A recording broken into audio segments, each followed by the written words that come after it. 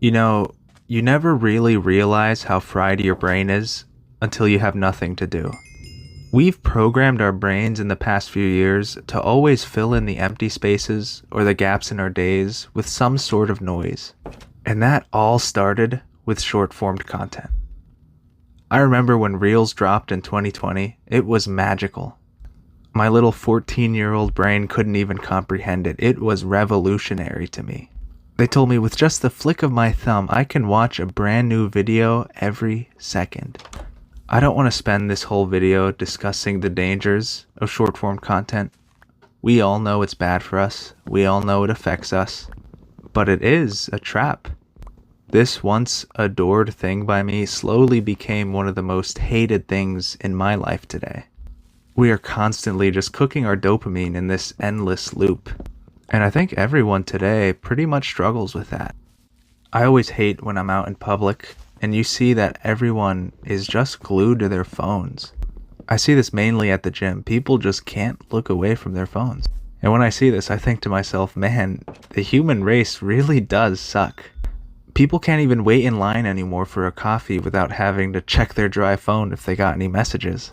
And this constant need for dopamine or something to do, that all started from this short-form content.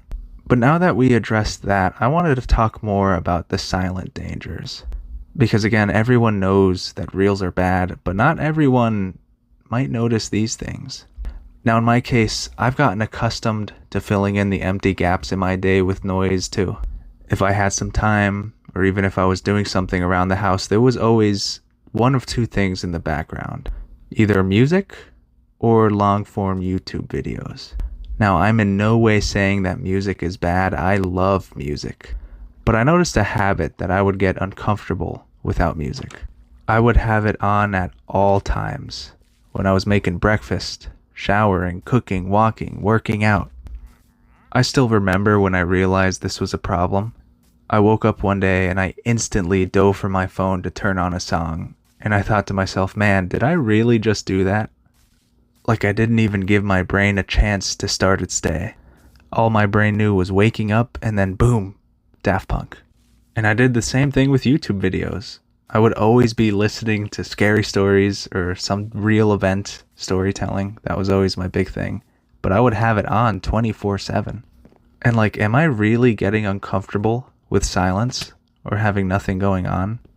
And I was doing some research and I found out that actually being bored or doing nothing is actually beneficial, especially in this day and age where we're just constantly overstimulating ourselves. Occasionally being bored and doing nothing lets your nervous system just chill down. You know how you're supposed to restart your phone every once in a while to boost its performance? None of us do that, but that's what we're supposed to do to ourselves now. We're supposed to restart, to shut down, to boost our performance. But none of us do that because we need that background noise. So what can we do to help us? What can we use to counteract all that need for noise? Well, like you saw from the title, it's reading. Hold on, don't go.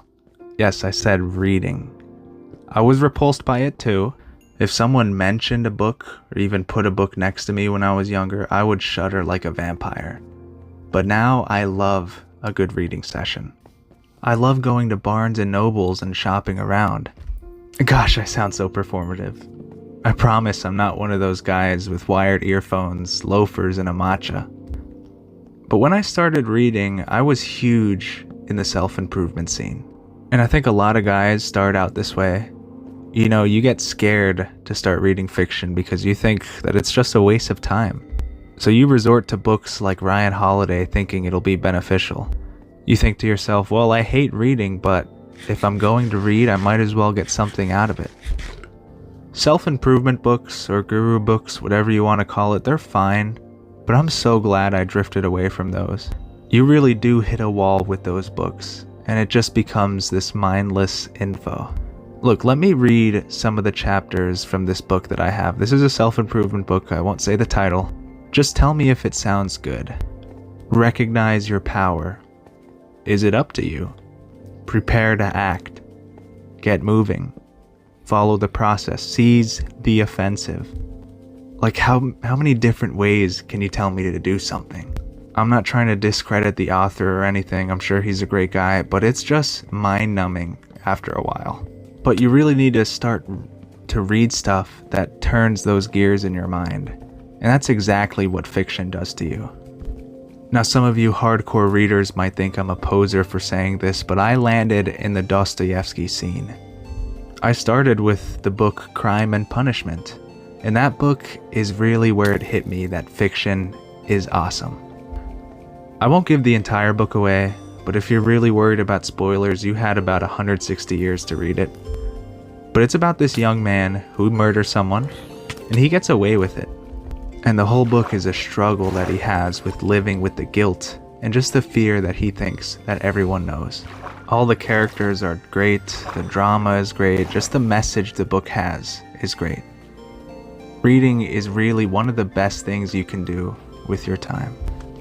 Now, it took me a while to finish Crime and Punishment because it's a thick book, but I read that almost every day, just a small chunk of it. I even became one of those cool people who read by the beach. That was fun. But while reading it, I could slowly feel it restoring my brain from all the damage my phone did to me.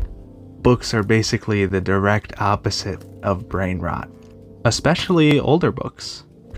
I got this from another creator I saw on YouTube, but he said, what would you rather fill your mind with? Little Johnny's reels that he made in his mom's basement? Or Fyodor Dostoevsky, Shakespeare, Kafka, or Aristotle, who saw the world for how it really was? These guys lived without this constant background noise that we live with today. They didn't have brain fog, they didn't have Joe Rogan playing in the background. They lived, and they learned from their living. So do you think that we would benefit if we read their stuff? Well, definitely. So guys, please start reading. Read different genres, then pick the genres that you like. I promise it will be for the better. The reels or the constant noise, it isn't the answer. And you know it. We all know it. Have you ever finished an intense scrolling session and thought to yourself, man, I'm so glad I did that? Or, I'll totally remember all this information. No, nobody does. In fact, after you turned off your phone, you probably felt sick, or was left with a pounding headache. Maybe you even couldn't open your eyes. Reading is literally the direct opposite. It's like manual reels or manual TikTok. It forces you to envision the scene, to envision the characters, but instead of making you an idiot, like Reels does, it improves your focus. It improves your vocabulary, your stress, and your sleep. It improves everything. So pick up a book. Come on, read for a bit. Shut off that phone or that shuffled playlist. It'll be for the better, you know it. I think that's all I have to say. I gotta stop before I start running around in circles. Bye. One last thing, I'm going off script. If you truly don't want to read, and you're gonna just not listen to anything I said throughout here, just at least shut off the music for a bit. Shut off the YouTube for a bit. Shut off the podcast for a bit. Just take a break from all the noise. Let your brain unwind.